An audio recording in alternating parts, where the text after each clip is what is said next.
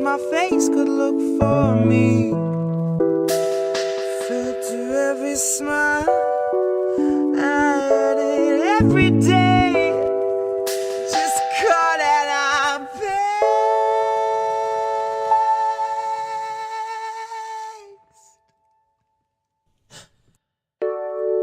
She said it feels like another day, but I can't say 'cause I can't stay long. I'm not here, but I'm not gone. She said it feels like another day, but I can't say 'cause I can't stay long. I'm not here, but I'm not gone. Oh, I'm not here, but I'm not gone. Not here, but I'm not gone. Oh, I'm not here, but I'm not gone.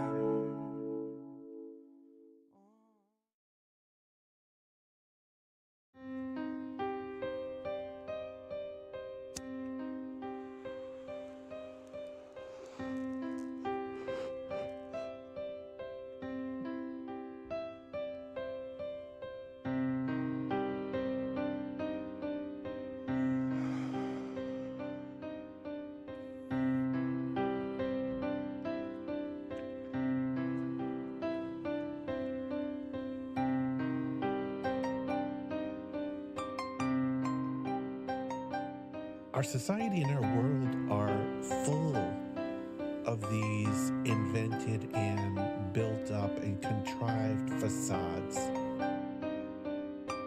And sometimes some people come along with a hammer and smash that facade.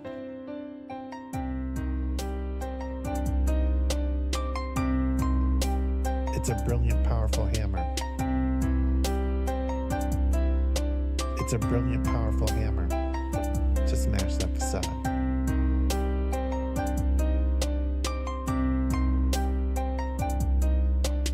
It's a brilliant, powerful hammer to smash that facade. Welcome to the future.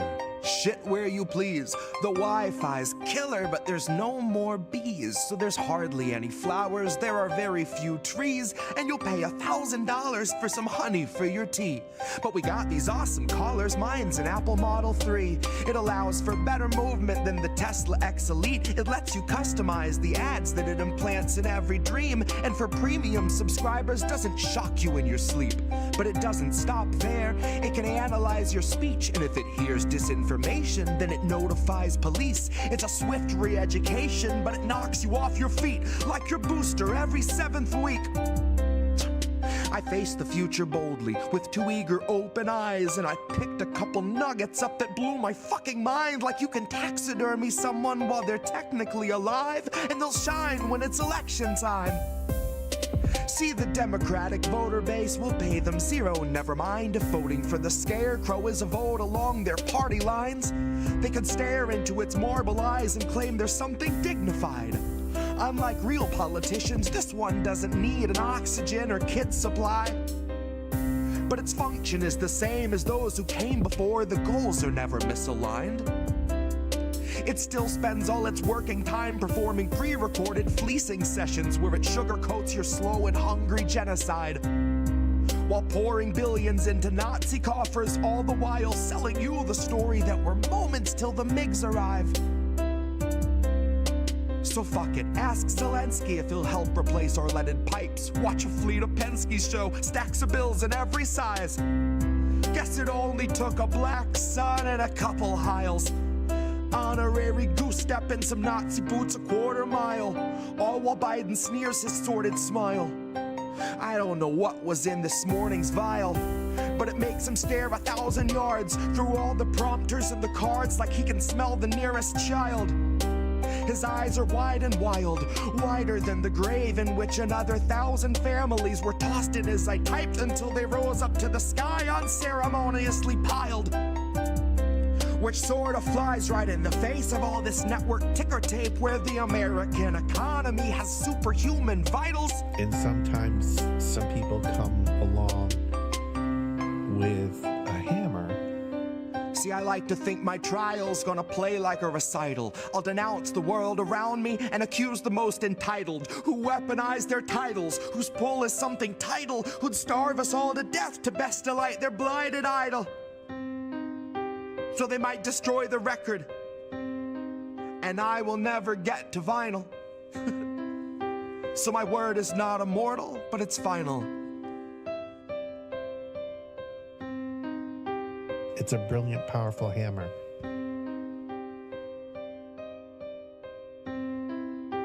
It's a brilliant, powerful hammer to smash that facade.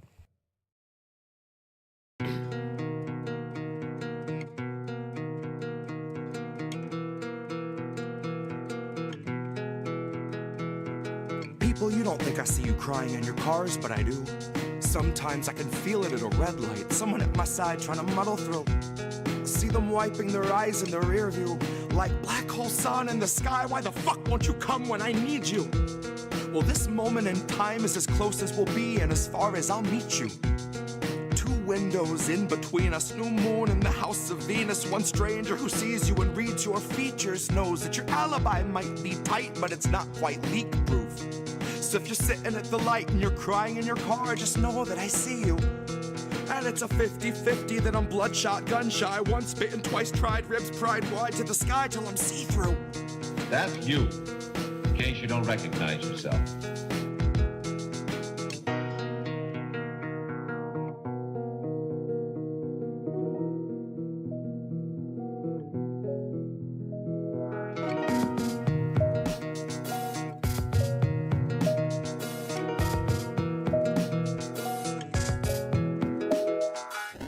You don't think I see you struggling to breathe, but I do. I see you stumble in your everyday grief like I do. I try, but I do. I'm twice bitten too. My mind's split in two. My knuckles bright white from the 10 to the 2. And the song in my head is the theme for a fugue. A state of decay through the filter of corporate news, where they edit the grays and the blues. They whitewash the brown till they drown out the natural hues. And then it's just another fact to refuse, that the corporate ladders for hanging the company noose. Consider it one of your perks, after all it's communal in use. So you can come and hang till your legs go limp and they're shaking you loose. Now you watch 5 co-workers opt for the alternate exit, neatly suspended above where you wolf down your food. And your company gets its incentives embellished by harping on wellness, suggesting you'd best take time for your mental health after your 14 hours are through. Like we gave you a bottle to piss in and fixed up a noose on the crossbeam. Christ, what more can we do? So if you struggle to breathe any moment that you aren't asleep, then remember, most of Americans fear for their savings, fear for their shelter, fear for their babies. You aren't the fringe of exception, but rather a perfect example of capital's rule. And you're far less alone than the ruling class tells you is true. You're far less alone than the ruling class tells you is true.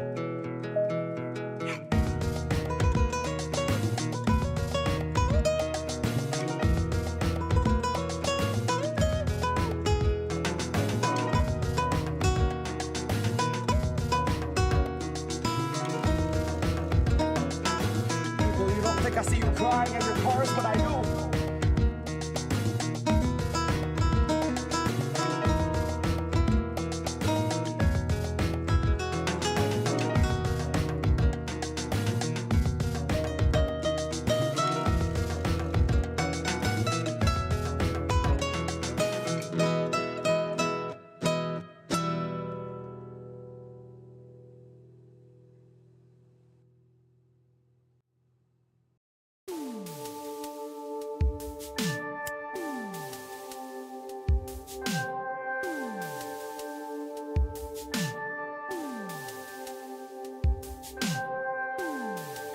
You can't keep giving us nothing and think we're bluffing about coming for your heads. Why play civil if you won't listen to 50,000 dead? Now we know our mission, we form a militia, make Congress a prison. Why play civil when all these dead won't make you listen? more American than slaying your oppressors? What's more American than liberty or death first? Man, I thought we were founded on abolishing the tyranny of those who would starve a village all to live empirically. And I regret that I have only one life to give for my cause now that I can see the cause so clearly. I want our leaders, regardless of party, to fear me. I will pick my targets and assassinate them lyrically. I will bring them out into the town square, hook them to the pillory and leave them there. Hillary, I'll see you there.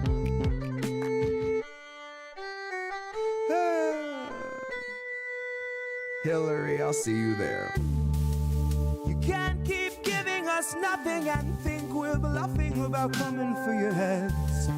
Why play civil if you won't listen to 50,000 dead? Now we know our mission, we form a militia, make Congress a prison. Why play civil when all these dead won't make you listen?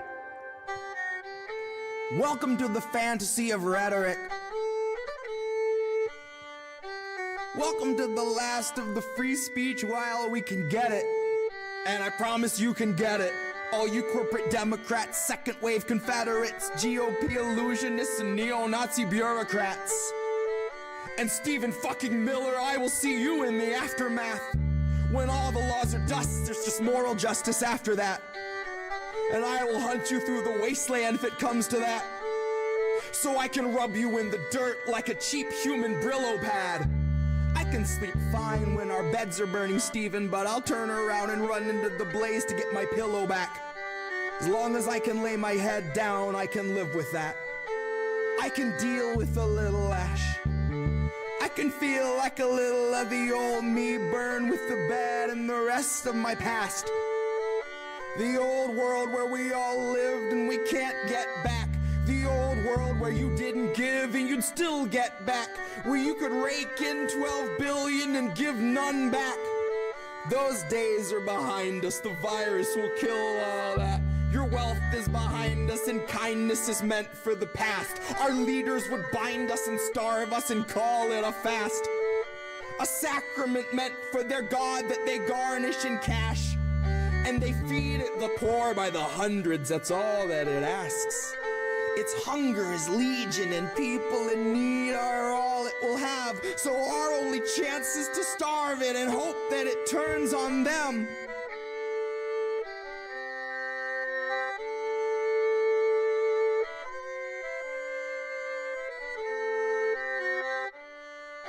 You can't keep giving us nothing and think we're bluffing about coming for your hands. Can't keep giving us nothing and think we're bluffing about coming for your hands.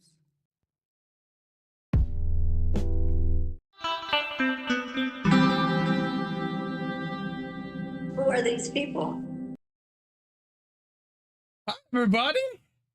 I'm going to peek out again for Reef just because I want to do that, just like usual. Why is it? There we go. Now I don't see the start bar. What? Hi. Behind the scenes stuff. Hi. Okay, so we've got Jacqueline, we've got Mikhail, we've got Angel here for sure. We have Sean. I saw Sean in there. It looks like we got already more than a dozen people watching on YouTube. That's great. We're live. This is How Do We Miss That? Hi, everybody. We're on INN. IndieNews.network. For those who don't know, I am Indy. That is Reef sitting next to me in Florida, but I'm in New Jersey. But the way you see it, we just look like we're sitting next to each other. Hi, everybody. Nothing new happening in the world for sure. So there was nothing to talk about. So we could just shut the show down and be done now. Oh, no, right. There was a ton of shit. Indy was going to do his monologue. You said you had a monologue? I did. No, we'll do that later. Slam poetry? No, that's Jesse's job.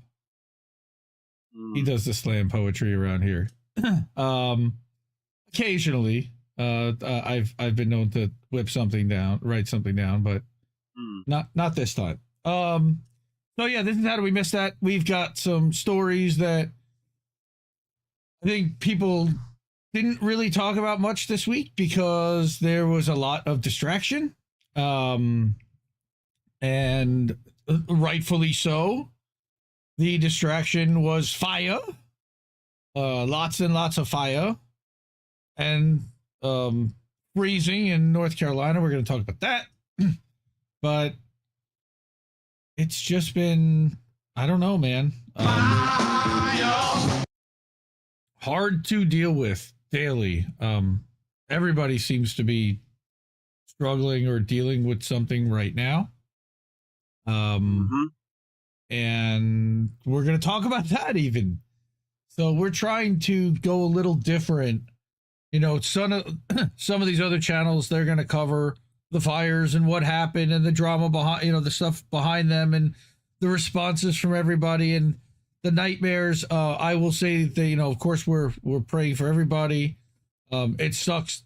There's a lot more people that didn't have a lot of money that lost their homes and lost everything than did and are able to recover. But dude, that's devastating for anybody. I don't care who you are. Like, have some fucking humanity. Like, I get it. Like, but I would never ever want to have to be in that spot, and can't imagine having to like explain to my kids why we're running for our lives. And and I got friends out in SoCal. They're not rich, you know. They work at a car dealership or wherever. You know, it's like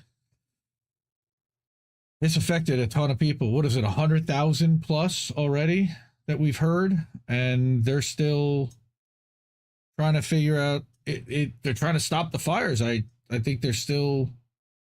I don't know if they're all contained. I know yesterday there weren't new ones, but I don't think they've stopped burning completely, and there's a big worry about. I'm betting Austin's rich neighborhood population will still go up. So, well, yeah, that was another angle that we're probably going to cover next week, where the gouging that's starting to happen now, we're seeing in LA rents immediately.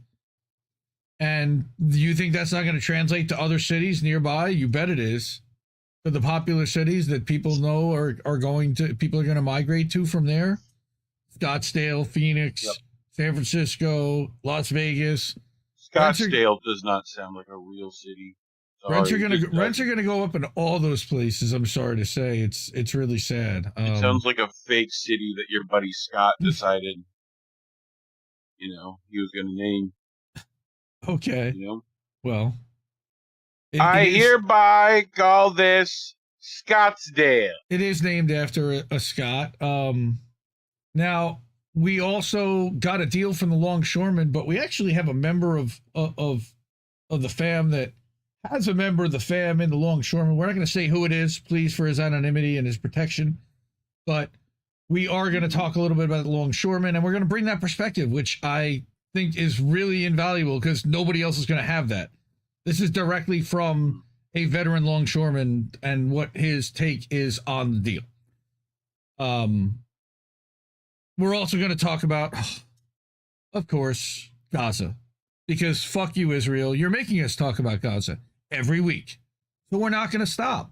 Mm-hmm.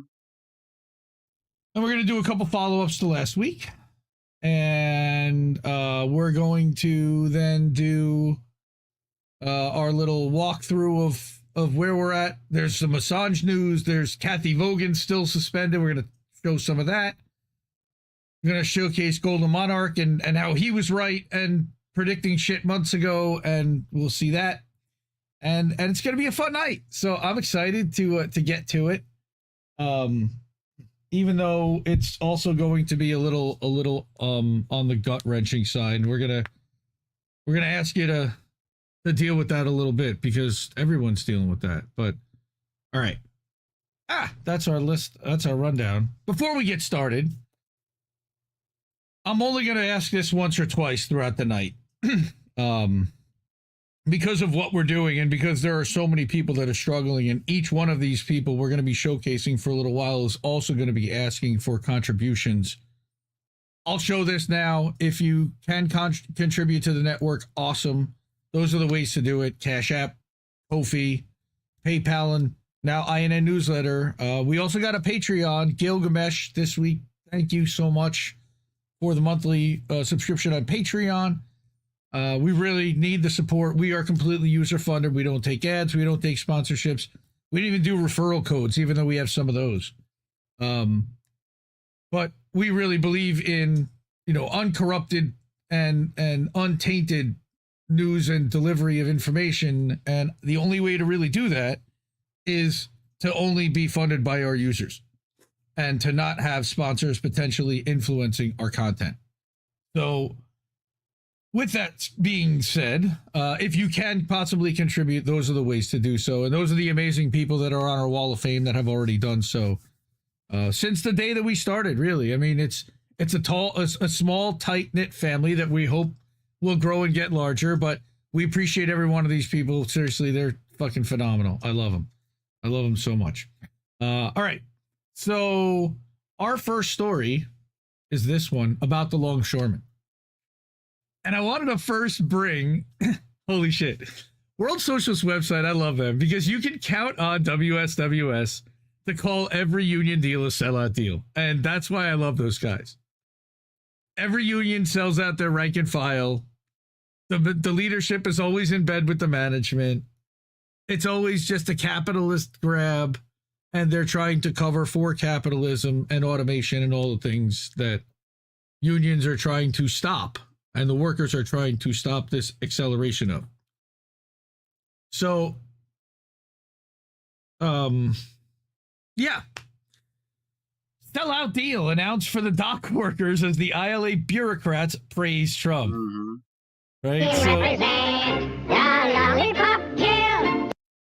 So we got Port Elizabeth, and I live close enough to Port Elizabeth that I drove my family into the city a couple of weeks ago, and we literally drove over a bridge and overlooked that. And I was pointing out all the little containers to my kids and everything, and it's just kind of cool to see that photo here.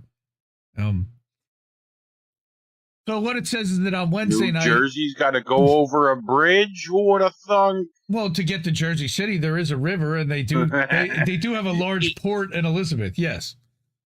But on Wednesday night, the ILA, the Longshoremen's Association, and the USMX, the Maritime Association, announced that tentative agreement for more than 40,000 dock workers on the East and Gulf Coast ports. Again, we covered this back in the fall because there was a 3-day strike. The agreement is a highly political decision. No surprise there. In October, a 3-day strike was shut down via a 90-day extension of the old deal. So that was going to be coming up this week. The tentative agreement averts the resumption of a strike when that extension expires on January 15th, now only 3 days before 5 days before the inauguration of Trump, 3 days from now. By blocking a strike, ILA officials are trying to prevent an open conflict between dock workers and the incoming fascist administration or the outgoing fascist administration. It doesn't really matter. Administration. Which would puncture Trump's right-wing populist rhetoric about being pro-worker. By reining in opposition from the working class, the ILA bureaucrats are also giving Trump a free hand to carry out mass deportations from day one as part of his drive to rip up democratic rights and establish a dictatorship, which that's trot fear-mongering to a point. He claims it, and don't be rude. I know. Thank you very much. But that's not... Let's see what he's actually going to do. I don't think he's actually going to do that, but maybe. We'll see. Biden deported way more people than Trump, but I don't know if he points that out. But these guys are no fans of Biden either. The ILA, the union, issued an extraordinary statement Wednesday night, calling Trump, quote, one of the best friends of working men and women in the United States. Holy shit. Mm-hmm. Okay. Wrong. Well, Trump wouldn't think you're wrong, but sure. No. Citing a 2-hour meeting with Trump at his Mar-a-Lago, Florida estate last month. We all remember Harold Daggett, who literally issued the threat and then called for the strike and put the strike on and took the strike off. He declared the President Trump gets full like it's credit. the clapper. President Trump gets full credit for our successive tentative master contract agreement. I got to say that's what he sounds like to me. So a little bit like Daffy Duck. I mean, but and you know, he leads a massive group of that's run by the mob. Let's call it what it is. So Daggett also points to Trump's social media post last month. You mean water management? Water management. Waste management. Water management. Oh, now it's water? Water? Okay. Yeah, water management. So Daggett pointed to Trump's social media post last month, of course on Truth, attacking foreign companies for cutting dock worker jobs through automation because it's 5 times more efficient and reduces injuries and everything else. But that's a whole other story for another day. The purpose of this post... It's cost effective. Well, that's efficient, yes. The purpose of this post was to present Trump's trade war measures as a boon to American workers, which is bullshit. In reality, they're designed to benefit U.S. capitalists at the expense of workers, both in the U.S. and worldwide. They don't care where you live. They want to exploit you for more profit. Yes. Only a few days prior, the real president, Elon Musk, who's playing a key role in the new government and who's carrying out mass layoffs at Tesla. Yes, you can click the link to look at that. Another World Socialist article from April. Okay, had attacked dock workers for being lazy and entitled. Of course he did, because he's Elmo. During the October strike, Florida governor and Trump ally, barely, Ron DeSanctimonious, threatened to deploy the National Guard. That would have been funny, to forcibly reopen the ports in his state. Ron DeSanctimonious. Thank you. That would have been really hilarious to actually watch that try to play out. If the dock workers struck when their contract extension expired January 15th and closed some of America's most critical ports, this would have created a significant political crisis for the newly inaugurated Trump administration. I don't see why, and rapidly forced it to take similar anti-strike measures. Disagree, but okay. I don't think that necessarily would have been a crisis for them. It would have been 5 days old already and probably settled by the time Inauguration Day would have happened. Trump could have come in and been the hero, but let the thing expire and really push them out. But Harold Daggett makes deals, and they got quite a bit. And here's what they're going to say. Makes very good deals. He's a deal maker. I make deals all day long. We're going to make deals.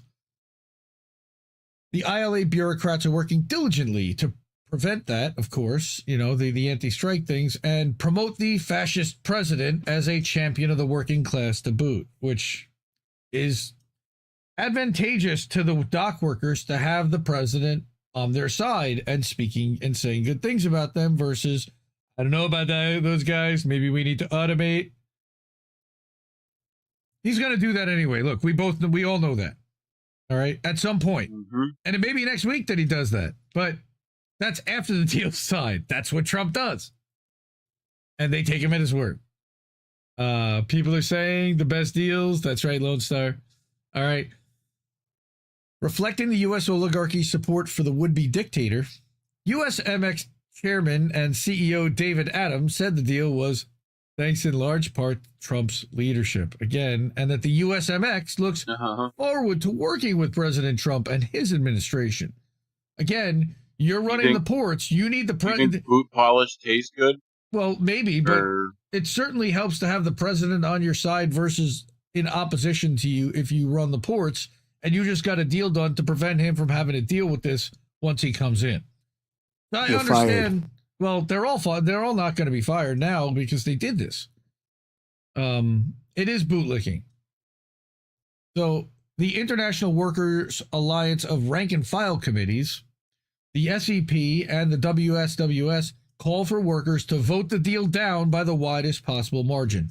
Never going to happen. No. As the WSWS wrote on Tuesday, workers can win their demands, but it requires building rank-and-file committees to transfer power from the ILA apparatus to workers themselves. This must be connected with a Or build global pitchforks. strategy. What's that? You know, pitchforks, they could build those. They could, but I don't know if that'll just get them fired in the end. They want to work. Luckily, they also have fire with them with the pitchforks. But this must be connected with a global strategy of uniting with other sections of the working class, even though, what do they call those? Sympathy strikes are illegal technically in this country. Right? We covered that 3 years ago with the McDonald's thing. I would never say that that's what it was. No, it's not. We're not doing this in sympathy. You know, like you would just deny it. Right. The whole time. But it includes dock workers in every country, a global movement and a global type of union. That's interesting. Again, don't know if that's necessarily what I mean.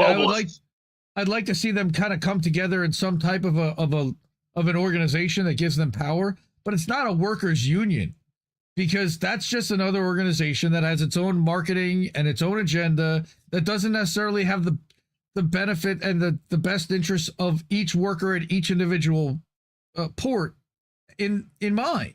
So I'm big down on those type of unions. I mean, let them organize together and kind of affiliate and collaborate, but each union should be a standalone of its own, fighting the bosses in its own unique setting. I'm a big believer in that because otherwise you get guys like Harold Daggett that then speak for the longshoremen and for the guys on the docks, which some appreciate and like, others maybe not so much.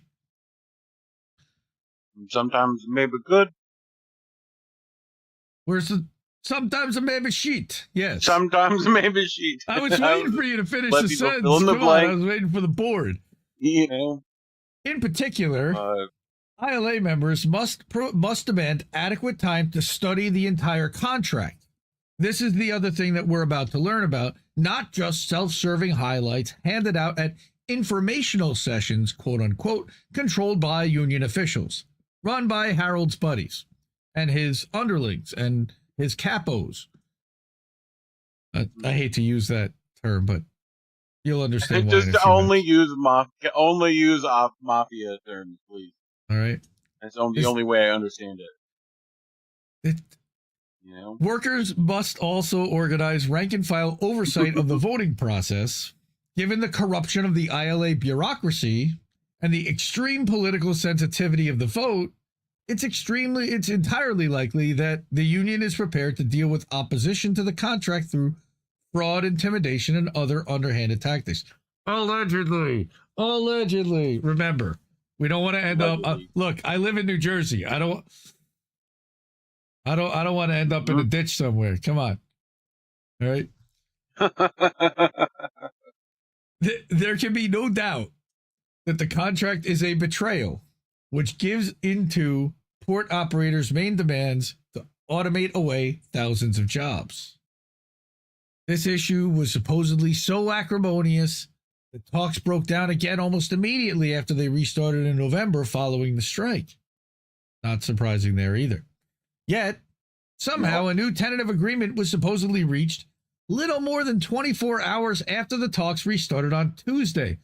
Holy shit. This reminds me 100%. Do you remember when UPS made the deal with the Teamsters? They had walked away from the table for weeks in July. They had done the practice striking where they were practice picketing with the UPS guys, scaring the crap out of management. Management comes back to the table on July 26th when they were going to strike August 1st. And they made a deal on July 26th and caved and gave the union basically everything they wanted, barely got a concession at all. I mean, right? That sounds awfully familiar here. All right. So 24 hours after talks restarted, they reached a deal. In fact, secret discussions were already ongoing. Yep. CNBC reported that an 8-hour meeting last Sunday where parties agreed on language including there is a commitment by the parties to research and utilize all technology that would assist an operator in being more efficient and productive. This exposes the supposed bitterness of talks as theatrics designed to sell the pro-management deal to the rank and file as the product of hard bargaining. That just straight up says automation for efficiency and productivity. Yep.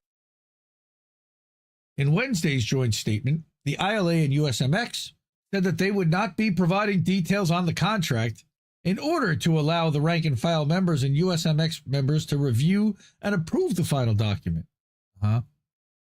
We offered them a deal they can't refuse. Well, we're offering them a deal that they can't really see.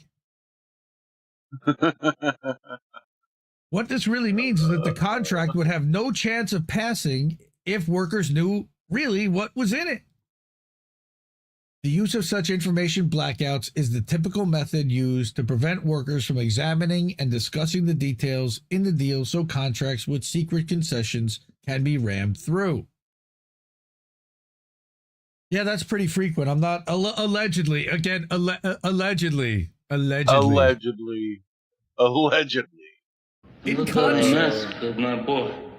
contrast, the ILA had shouted from the rooftops that it had won a 62% wage increase as part of its deal to shut down the October strike.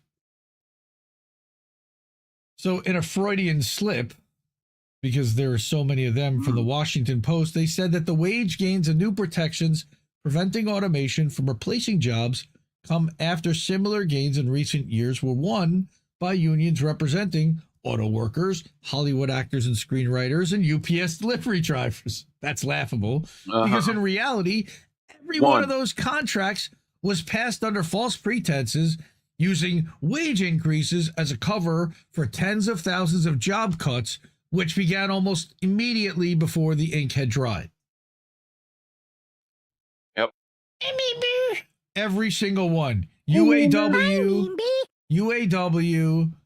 Hollywood and screenwriters, they started cutting people immediately.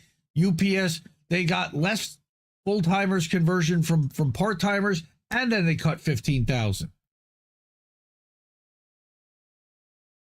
And now they're gonna convert 90% of their warehouse workers in some cases to automated and to nothing. Yeah. So more than a week before he even takes office, the deal shows that an essential part of the fight against Trump is a fight against the union bureaucracy. And here, I agree. The working class will be thrust into struggle against his policies, which include ripping up core democratic rights and massive austerity and war on a scale not seen before in American history. That I don't agree with. I don't think he's going to create war on that kind of scale. I certainly hope he wouldn't, and I don't think that there's really been any kind of indication that's what's going to happen, but maybe. Those workers who sought to register their anger, it'll be the same amount of war that is already here. Right. But, I imagine. I mean, Biden is blue Trump, Trump is red Biden. And one of these days, they'll figure that out. No, he's got a point. Those workers who sought to register their anger at the status quo by voting for Trump will soon be afflicted with buyer's remorse. I think they've already started to get afflicted with that once they looked at the Miriam Adelson chosen cabinet.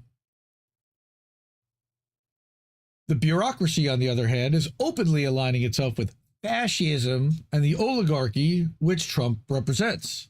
Not really. He represents the establishment, but not really the oligarchy. He's just a steward. They're promoting his America First protectionism, sort of, and anti-immigrant policies. 20% of the country's buying that shit. Falsely equating the interests of American capitalism with those of native workers. Yeah, okay, I don't really see that talking point flying around anywhere, but you can say that. A fundamental turning point is underway in American history, but the union bureaucrats' support for Trump was preceded by their role under Biden, who relied on them heavily to limit strikes and impose sellouts. right? And this was seen as key to preparing the home front for war, such that Biden called the AFL-CIO his domestic NATO last summer, which, by the way, announced this week, and I don't think I brought it here, but they're merging with the SEIU again.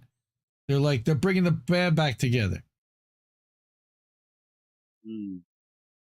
So what Tom finishes here with is that decades of anti-communism, support for imperialist war and regime change, nationalism, and its deep dependence on ties with management and the government have made the union bureaucracy a natural base of support for fascism. The ILA bureaucracy vented this outlook in an anti-communist statement over the weekend, defending in particular its decision to move military equipment during the October strike. Which, if you're on strike, I thought you're on strike. But no, you continue to send bombs to Israel, and you continue to send bombs to the Ukraine and wherever else.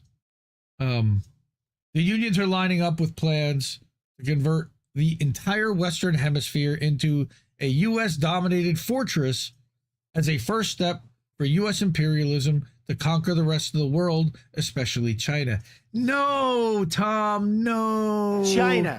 No. This goes much bigger than U.S. imperialism, pal. This is North American Union. This is One World Government. This is Bilderberg Group. This goes way bigger than Trump. Trump is come on, man. Come on, man. While Trump was involved while Trump claimed to have been involved in talks between the ILA and USMX, he publicly threatened invasions of Greenland, Panama, and Mexico, and has taken to calling Canada the 51st state. Like I said, North American Union. In particular, Trump has attacked growing Chinese business interests in Latin American shipping, where China has invested billions of dollars. So again, this is not about they're going to end up all making deals with each other. All right. Teamsters President Sean O'Brien. Now that's really funny. An early union backer of Trump. Excuse me. Wait a minute. I don't know about early. Wait a minute. Stop. How about he never backed Trump? Sean Fain opposed him. O'Brien never endorsed anyone. Okay? He wouldn't endorse Harris, which his union allegedly said they wanted to do. All we saw was that the union wanted to endorse Trump, and he wouldn't let him. He didn't want to get political. That's bullshit. All right? He's given several interviews endorsing Trump's extreme right policies, especially his attacks on immigrants. No. Sorry, that's crap. There's more immigrants that are working at UPS underneath Sean O'Brien's purview. That's bullshit. Sorry, man. That don't fly with me. If and you've got video, I'm not a Sean O'Brien fan. I'll take it. While he is himself descended from Irish immigrants, his ancestors supposedly came here the right way. No, he's against illegal immigration. He wants people to do it the official way, sure, and go through channels. But he doesn't. He's got a million workers that are on the books to worry about. I mean, I understand. He's not. I still Most wouldn't of call that that is pandering anyway. Anti-illegal immigration. So, Look, there are legal ways to come into the country. We've made it very difficult and expensive and hand-selected and everything else. down with borders. Fuck the borders. I am not for a borderless state and for open borders that everybody says. No more. No more. No more. But what I would say is that if we drop bombs on your country in order to displace you and create conditions that are so nightmarish that you can't live there anymore, you should be allowed to come here and live here. You should be allowed to come and live here at that point. Fuck, dude. That's called asylum, and we do have a mechanism for that. Right? They just abuse the asylum system. Mr. Superman, he knows here. No. Okay. So Yes, when people who come into this country with the agenda to commit crimes and do things that are not popular in America, that's a problem. Yeah, he's pandering a little bit. Some I assume are good people. He's got some right-wingers in his base he's got to pander to and represent, too. I mean, he can't just completely spout off. He's got But, okay. He's gotta. Plus, he's got the president coming in. All right? Okay. But here we go. In addition to the racist attack on immigrants and criminals, this separation between foreign and American workers is false to the core. Okay, the shipping industry expresses in the most direct form the international character of the working class. U.S. ports handling cargo from every continent, from ships crewed by workers from all over the world, are critical nodes in world supply chains. Yeah, but those ships crewed by workers don't get to live here automatically. All right? Yeah, they're visitors, travelers. Yeah, very different from what these guys are talking about, which is smuggling themselves into the country and working illegally. That's a whole other story. And a guy who worries about hiring workers legally would certainly be against that, and I can understand that. I'm not making excuses for him, but I can understand. And I don't like Sean O'Brien, but I respected the fact that he didn't pick a side when it came to Trump and Harris, because he was being under pressure big time too. And he went and spoke. He has to speak at both conventions. He really did play down the middle and tried to represent the workers. Even though I know it was played both sides. Yeah, he played both sides. Yep, played both sides. That's what a union representative, I thought, is supposed to do. Yeah. I think you could do neither, and that's probably better. But I don't know if you're going to get elected head of the union at that point. I disagree. Well, then get rid of all of them and just do workers' co-ops and or take the means of production completely. I'm down with that, but that's not the system we live in. So the ports themselves... So what, you Ben Shapiro? We live in a capitalist society? Facts don't care about your feelings. My wet ass P word. Go make a pussy wet once. My wet ass P word. Come on. Fuck. The ports themselves include many foreign-born workers who are full participants in the class struggle alongside their native brothers and sisters. 2.5 years ago, Nicaraguan immigrant Uriel Popeye Matamoros was crushed to death at the port of New York and New Jersey.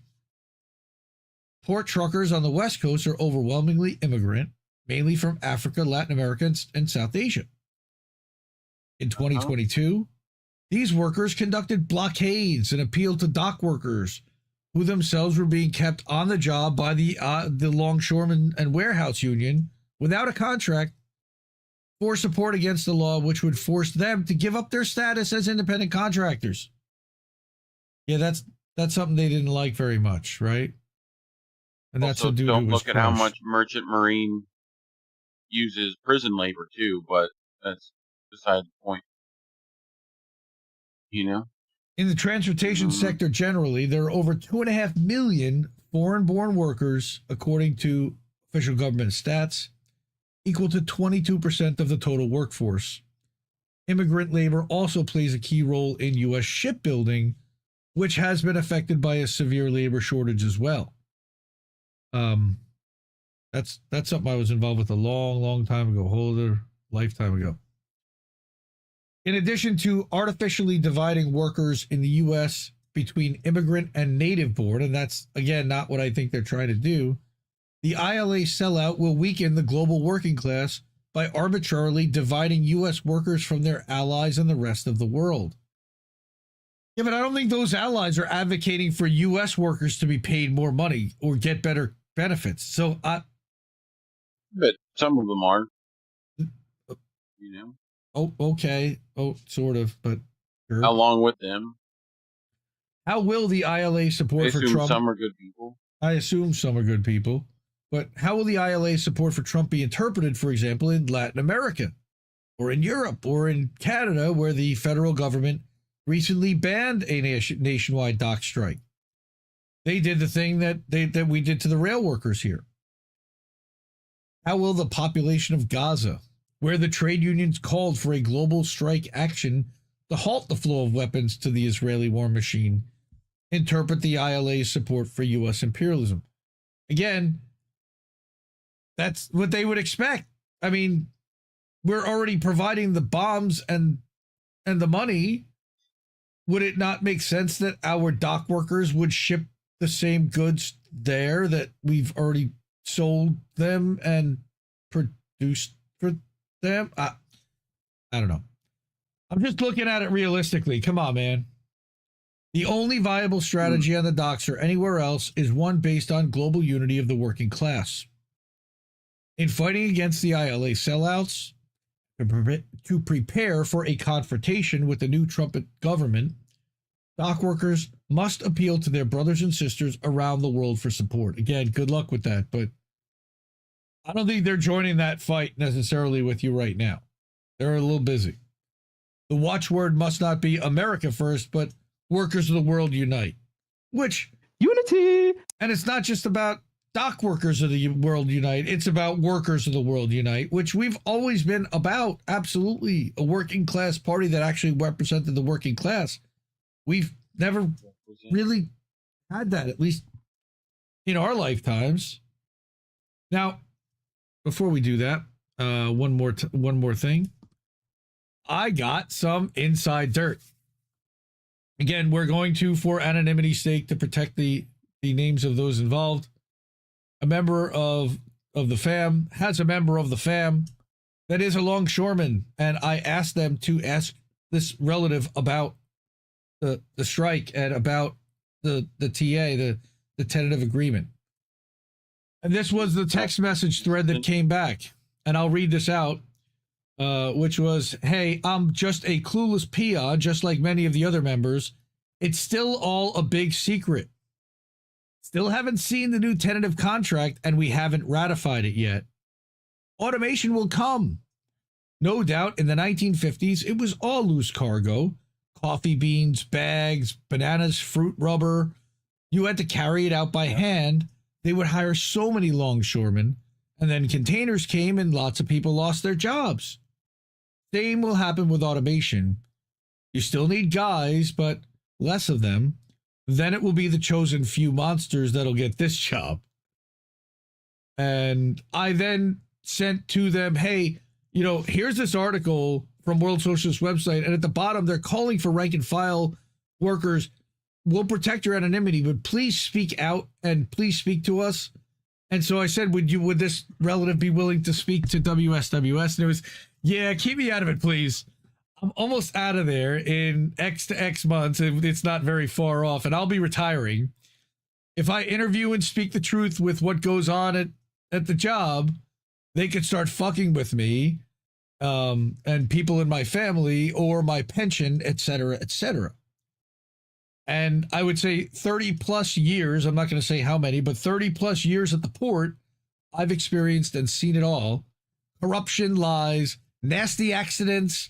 Guy ends up murdered in his trunk of his car. FBI agents in our house. Door. Sellout contracts, etc., etc. I'm done.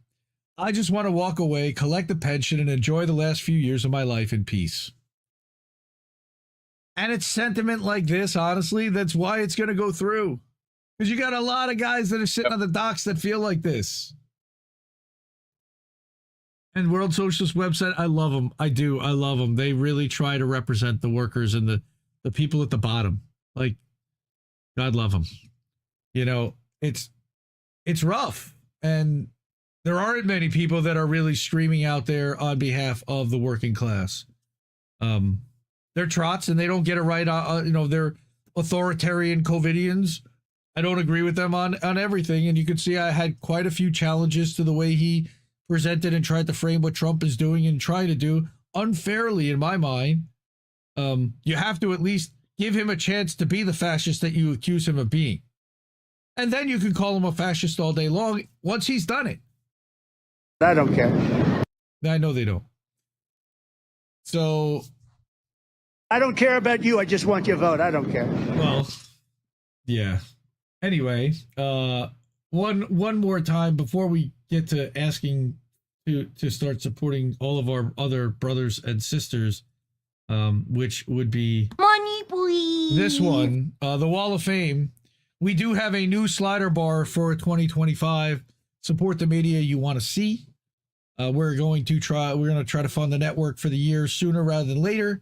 And then we can get to helping some of the members with equipment, maybe funding some people doing some things on the road. I don't know. We'll see what everyone wants to do. But the way to do that and to join that Wall of Fame is to donate and to support via Cash App, $, Indie News Network, Ko-fi.com/Indie News Network, or PayPal.me/Indie News Network. Or you can sign up at the INNnewsletter.com. INNnewsletter.com, you'll get, it's all free, but you can also support financially there as well. Want to say hi to everyone that's here hanging out in chat already watching. We are going to be doing votes later tonight on both INN and the Ocho. Over on Rumble, we will only be on the Ocho. So watch us over there after this is over. I've always really paid close attention to what's happening to the workers, to the people that are making the stuff actually go, and not the executive class. That's supposed to be what we were all about 4 years ago. And I think a lot of people forgot that, and they stopped talking about what's happening to the everyday workers on an everyday basis, unless something really big happens. But the truth is that if you're paying attention, something big is happening every week or every couple of weeks. And something like this is going to affect prices of goods. It's going to affect the number of workers that are going to be working at the docks for the next 6 years, I believe the deal is for. Some people will certainly get paid more, and they will get paid to take a short kind of, maybe an early retirement, or they'll just retire and they won't be replaced. And that's what we're seeing a lot of as well. So yeah. And China, and we didn't even really talk about what China's doing. And the reason why automation has been such a big deal and such a big topic is the amount of efficiency that is gained by automating these operations is tremendous. And you also lose. Modern problems require modern solutions. Yes, but the modern solution also requires, what do you do with the people who are losing their jobs, and you need to replace. What do you do with the profit that's made from that automation? Well, we know where that's going. That's going into Trump's pockets, into campaigns, into yeah. Cease the production. Oh, really? Oh, that's a good idea. Let's do that. I got another friend that wants to seize the means of production, especially right now. That's our friend. Capitalism. I brought articles from our friend Rich Slutzky before, and his publication, his newsletters, Counterspin, Lies, Damn Lies, and Spin. And we've brought several of his articles, which are funny and snarky and go in depth. This one is a different one. And this is going to kick off a segment where we're going to just showcase people, friends, and people that we know close to us and that are in independent media that are really struggling right now. I've never seen it like this myself personally, and it really hurts on a daily basis. It's like, okay, what are we going to get hit with today is almost what it feels like lately. What shoe's going to drop and who's it going to be? And I hate feeling that way, but it's been that way. And so we're going to spotlight and showcase some of the people you don't hear about regularly that also need some help. So the first one is our friend Rich, and that is Rich and Michael. And Rich and Michael, I'm going to tell you about Rich and Michael. And he kind of doxed himself in a way because he really needs that kind of help. Rich has been in and on. If if you've been on Twitter for a few years and you were in our DM chats and you remember there's a guy by the name of Cryin' Grim. And he always kind of made fun of Ryan Grimm, and he always had the autopilot GIF ready whenever we saw Ryan pop up somewhere. And I saw this. Rich and I have been close for a couple of years now. He's kind of co-written a couple things over at INN, and we then also have been talking about doing some other things together and covered his articles here on the show. He says, hello, my treasured audience. This post isn't in our usual format. We aren't looking inside a major corporation or discussing geopolitics today. In this post, I'm seeking support. I really need a hand financially. This past week has been incredibly challenging and financially draining, with more and more bad news continuing to roll in as the days pass. It's pretty unreal. On New Year's Day, my van and home decided to pack it in and stop working. As winter sets in the Portland area in Oregon, this becomes increasingly dangerous for both myself and my partner who lives with me. So we started a GoFundMe in order to sustain potential repairs or replacement of our van. We thought this was it, as bad as it could be. After 4 years of living in a minivan, how much worse could it be? And as it were, fate had worse in store for us. Yesterday, Michael lost his job of 3 years at Intel unexpectedly, a casualty of automation in his field. While he has since applied elsewhere and has job prospects, it'll be some time until he sees a paycheck, and funds are dwindling fast with bills due, like our phone bill and storage locker, two absolute necessities for us as we continue to face homelessness. Yeah, this is Rich Slutzky. Counterspin. And then to top it all off, today I was called today by my mother, informing me that my father, her ex-husband, had been struck by a car walking from his home and was in critical condition in our hometown hospital, some 2,200 miles away from my roost in Oregon, back in Pittsburgh. The news was the breaking point for me. I'd barely been holding it together, but now I'm inconsolable. I don't have the funds to be there with him. I have no chance of saying goodbye to the man who helped raise the man I am today. My father and I weren't particularly close in my later years, but I still remember my childhood fondly, even if we had our problems and even as he had his own. Struggling most of his adult life with a crack and later opioids addiction. Alas, he's still my dad, and I still care deeply about him and his well-being. This news is simply too much to bear, and I broke down, and for the first time in a long time, I bawled like a baby, loud, wet, public sobs. He says he's at the lowest point of his life, can't catch a break. And again, we've got so many stories like this. It's just, dear audience, please allow me to lean on you and seek your support to alleviate some of our troubles, even if you can't solve all of them. I'm publishing a link to the GoFundMe below in hopes that you might share it on your social feeds or contribute if you're able. And if not, I understand. Just share if you can. I don't typically ask anyone for anything, but as I've learned, people who don't ask for help don't get any. So please consider helping us. We be forever in your debt. And I've got this right here, which I'm going to drop in the chats across all the platforms. And it's just, and again, this is just one of them. And I've got a few of these stories that I'm going to bring with us right now. That's just one. The next one, and now Rich had an update. We got one person who I posted something about, please help our friend over on Notes, who said that they subscribed to a year for Rich, who appears to be living with his cute boyfriend in a car or something, paid $40 and was rewarded up front with solid camaraderie, professional promotion, promising. So if you're looking for that, there's definitely a way to do that, to subscribe to Counterspin. But there's also the GoFundMe that I dropped the link in the chats too. The next one, of course, we've been talking about since September. And she did a show last night, Chanda Masta, our friend, Indie Media Award honoree, and one half of Beauty and the Boomer. The beauty side, not the boomer side. All right. We're just shy of 15,000. We'd love to help get her GoFundMe up to 15,000 if we can get it there. If not, again, I totally understand. Everybody's so strapped right now. It's brutal.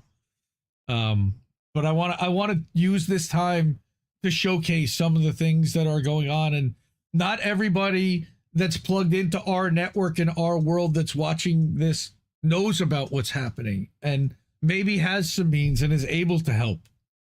And that's why I want to spotlight this and showcase this, because I don't know who sees these. I put these out. They go everywhere. Thousands of people see them across all different platforms. I know some of you. I don't know the others. And if anybody can help, God, it would make the hugest difference. Really, please. So Chanda, she's dealing with late, what was it? Where's the thing about lung cancer? She's got single cell. I'm sorry, I'm losing my train of thought here. But she talks about here at the bottom of the description about small cell lung cancer. I'm sorry, that was what aggressive. And she's now gone through radiation and chemo, and she's now in recovery. And now we're hoping for the best news possible going forward and figuring out what next steps are. But in the meantime, she doesn't have an income, and she had put her mother in a memory care facility, and her boyfriend's mother, and they lost her, I believe, over the break. It's been rough. Applied for help from the state, and I believe she's got some Medicaid from the state of Washington. But again, it's not helping necessarily pay for rent and food and everything. So, oh man, anything anybody can do for any of our friends and these incredible creators. Now, the last update here was on December 19th. Chanda did put out a thing about how happy she was the other day to get back to live streaming. But here, okay, her CEA number dropped, which is good. Been able to cut back a little on the sodium. All right, again, this is back a month ago almost, so we'll get, I'm sure, a new update soon. There'll be something posted, but you know, we've been with Chanda since the day she got diagnosed, and we will be there with her through the entire thing. And she's going to beat this, and I believe she will win. I mean, I do. I genuinely do. She's kicking cancer's ass, and now it's on the way back. And then, of course, we've got this guy. We talked about him last summer. David McBride, Australian whistleblower. Everybody remember David? David's in prison right now for 6.5 years for telling the truth about what happened in Afghanistan. And it was he reported war crimes of his own unit. And there's only 50 days until his appeal, which is in March. They're trying to raise funds, all right, for legal fees. So if anybody, again, well, look at that, and even 7,000 views. I'm going to drop the link to this tweet there. Yes, you know what, Cynic? Absolutely. Fuck cancer. Let me put that up for a second for you. Yeah, absolutely. But David McBride did the right thing and was sentenced to a very harsh jail term. He's not doing well, according to the updates from his family. So we need to get him out sooner rather than later. There is that appeal hearing. So if we're able to help fund that defense and that appeal, his lawyers certainly are earning their stripes by all means. And even Misty was saying, free McBride, because David Shoebridge, who was an Australian member of parliament that was outspoken in the Assange case to support Julian, David is still in prison. Richard Boyle is facing prison. Our whistleblower laws are still jailing people for telling the truth. It's time for the AG to step up and fix this. And I actually created a banner for Misty's Twitter page. Oh, by the way, it's her birthday. Happy birthday, Misty. See the balloons? Happy birthday. All right, so that's the Zago illustration. David McBride, by the way, a 2024 Indie Media Award honoree for his activism and whistleblowing. So we've got Chanda, and we've got Rich, and we've got David McBride, and then we get to Western North Carolina, because I felt like it would be, while we are dealing with problems close to home and close to friends, there, of course, are much larger issues that we've been watching and dealing with. And the situation in North Carolina and the way that FEMA has been treating these Americans is so disgraceful and heartbreaking. And, you know, Jesse wrote a song called The King's Colony. And in a way, you know, it also applies to California, because it's about watching about when the fire comes for you. And at some point, it seems to have come for a lot of neighborhoods in the last few years, huh? From East Palestine to Ohio, to Conyers, Georgia. And all of what, you know, Asheville. So Matt Van Swole, who we've been following basically since mid-October, when he started daily posting about what's happening there as a resident of Asheville, he's kind of become a de facto celebrity personality in the area, because he's been relentlessly writing, publishing, and making videos about this every day. Much needed. So this started 2 days ago, where he said that FEMA was literally kicking.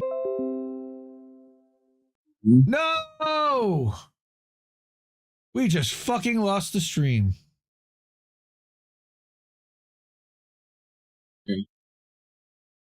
Or did we?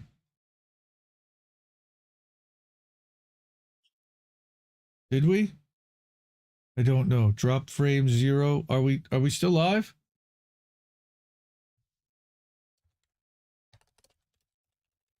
Are we live? Hello? Anyone? Anyone? Nope. It's back? We're back. You back. Oh. Woo! Okay. So, good. I don't have to restart anything. That was weird. Thank goodness. Good job, OBS, today. All right, let's watch this video real quick from Matt. Good morning from Western North Carolina. I guess we're out here again, begging FEMA to extend hotel vouchers. I feel like, are we doing this every other day now, where we just beg FEMA to actually give us some help? There are 3,500 families currently in hotels that FEMA thankfully extended just for 24 hours. That's nice. But if FEMA does not extend those hotel vouchers today, they have to be out tomorrow morning in this. It is 17 degrees outside, snowing. The roads are frozen over. A lot of these families don't even have cars, but the ones that do are going to go sleep in those. Our intake form for Operation Shelter tripled overnight.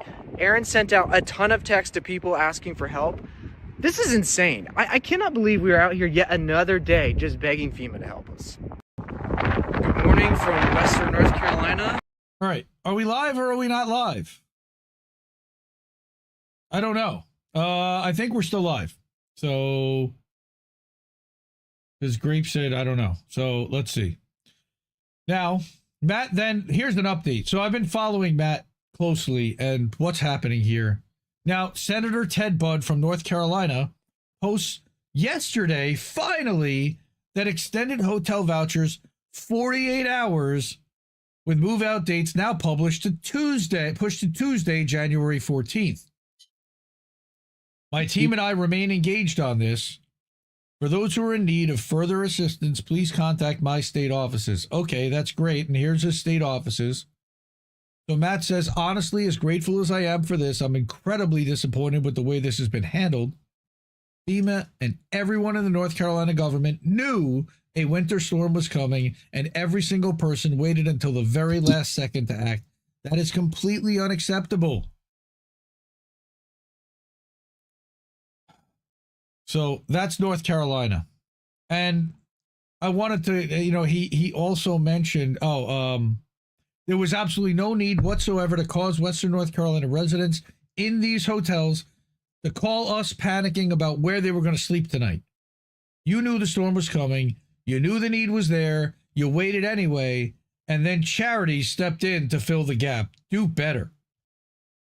And that's what I wanted to mention is that, and he shouted out this charity, and now I can't think of the name of it. I will definitely have to put it in the description. But they stepped up and started paying people's hotel bills to make sure that they weren't thrown out in the cold. Because the government wasn't going to do it. And then the government basically got shamed into doing it. And then was like, oh, I guess we should probably do that. All right. Unreal. And then, of course, I wanted to just for a second, and we're not going to go into what happened in LA in depth, but I did want to mention that the People's City Council put out a spreadsheet and a doc that if you do want to volunteer, there are tons of volunteer opportunities for mutual aid in Los Angeles. And there's a big spreadsheet on where you can go to potentially help people because there's a ton of people that need help.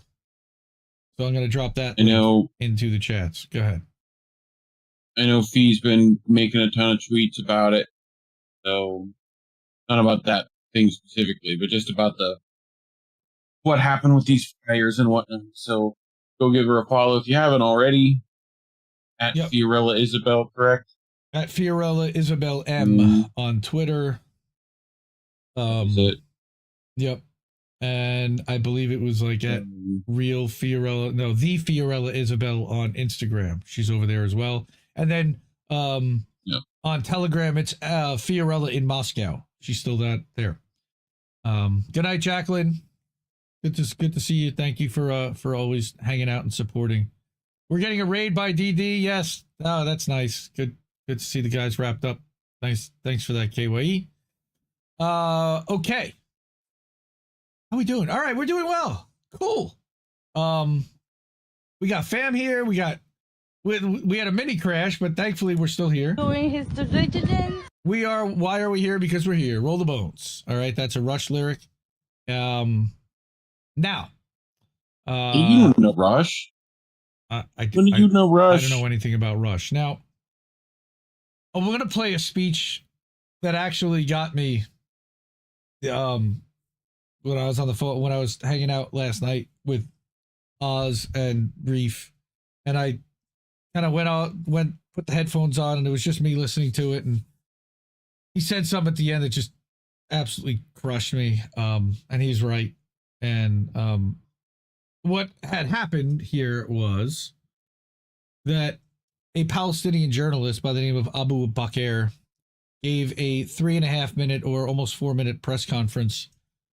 And Mary Kostakidis, friend, who's a Consortium News board member, wrote a speech. Every journalist in the world should listen to this, and we're going to in a second. And how old is this young man? Oh, he's a teenager. Maybe 16, 17, 18. You can see he's incredibly young. Yes. Let me blow that up a little bit more so you can see it even clearer. And he says, I have a word to say against the lack of international support for Palestinian journalists. He writes for the he reports for the Electronic Intifada, by the way, as well. So shout out to 2024 honoree for one of the best outlets, Electronic Intifada. Thank you for sharing Abu Bakr Abed with us. And listen to this. These are not my words, but the words of every single one here, standing here, after 459 days of the most well-documented and first live-streamed genocide in history. For these days, we've been reporting tirelessly, extensively, and thoroughly on this genocide. It's indeed a genocide against us, which we've been documenting in makeshift tented camps and workplaces. They are really the places we've taken shelter since day one. You've seen us shedding tears over our loved ones, colleagues, friends, and family members. You've seen us killed in every possible way. We've been immolated, incinerated, dismembered, and disemboweled. And recently, we've been freezing to death. What more ways should you be seeing us killed in so that you can move and act and stop the hell inflicted upon us? There are no words to describe what we've been going through, because you've seen our bodies, how they've become fragile, skinny, and fatigued. But we never stopped.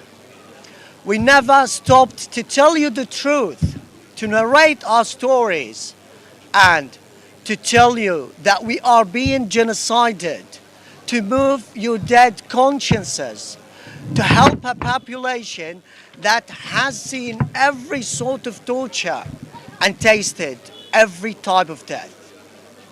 Today, we're all standing here after Israel's impunity against us. And we don't know how many journalists should be killed so you can really act and stop Israel's impunity against us. Our message is very clear. We are journalists, and we are Palestinian journalists. We have been let down by the international community, particularly the international media organizations. We haven't seen any sort of support, a single word of support. Even the press vests we're wearing right now mark us as a target. They do not protect us at all. But yes, because we are Palestinians, maybe if we were Ukrainians or of any other citizenship with blonde hair and blue eyes, the word would rage and rant for us. But because we are Palestinians, we have only one right, which is to die and be maimed. Finally, we are just documenting a genocide against us. It's enough after almost a year and a half. We want you to stand foot by foot with us, because we are like any other journalists, reporters, and media workers all across the globe, no matter the origin, the color, or the race. Journalism is not a crime. We are not a target. Shit. I had to show that. Man, that kid's a legend. This is the age where you should be giving valedictorian speeches or school president acceptance speeches, or, you know, your presentation to a classroom. Not this. You know? I mean, what do you even say to that? Who are these people? I mean, what I say is, I'm so sorry. Journalism is not a crime. You're completely right and justified. It's disgraceful. It's shameful. It's horrifying to see it. We've been fighting the ideology of Zionism every day. They purchased or nullified all the Western politicians of any substantive power. And we deeply appreciate the Intifada for publishing your work. And one of the likes here was Abu Bakr. He saw it. So, fuck Israel for this shit. For making him do this. Brutal. Sorry, everyone, but this just killed me. He got me. Now, in a hilarious fucking prank, and he fucking drop bombs on your head, douchebag Blinken, he decided that he's going to reinstate the censorship office. So he's just a dickhead on his way out. All right. So we reported last week that we thought this thing was dead. It didn't make it into the new budget. But no, they decided they're going to now roll it into the State Department all right, and make it now part of, again, we reported this Real Clear Politics story about how they shuttered it. All right, but now I skipped a touch. This is Matt Taibbi. I skipped a touchdown celebration because just after New Year's, Gabe reported in the Washington Examiner that as many as 51 GEC employees and tens of millions of dollars were moving in an effort to realign the office to a hub under a new name. The Counter Foreign Information Manipulation and Interference Office. That's literally what they're calling themselves now. Yep. And now they're going to report to the Undersecretary for Public Diplomacy. What the fuck? Who's the one that was supposed to be head of this before that everyone ridiculed online? Nina Jankowicz? That's not the GEC. That's a different department. The GEC was that was the presidential appointed censorship information place. But this is the GEC. This is right. An extension of a Defense Department funded thing, I believe, but now they're rolling it into state effectively. So the Counter Foreign Misinformation Manipulation and Interference Hub is a mission center energizing a network of. I wonder where it came from. Oh, CIA? No, sorry, it came from Ken Clip. Oh, right, CIA. Exactly. Sorry. If we could just stop using his shit, thank you. All right. Well. He keeps putting it out because they keep leaking it to him. Yes, we know. Right? So yes. It gets worse. Like he says that in case you're under the illusion that the government employees are grown-ups and would never play games with taxpayer money, GEC staff didn't just move funds and change a name.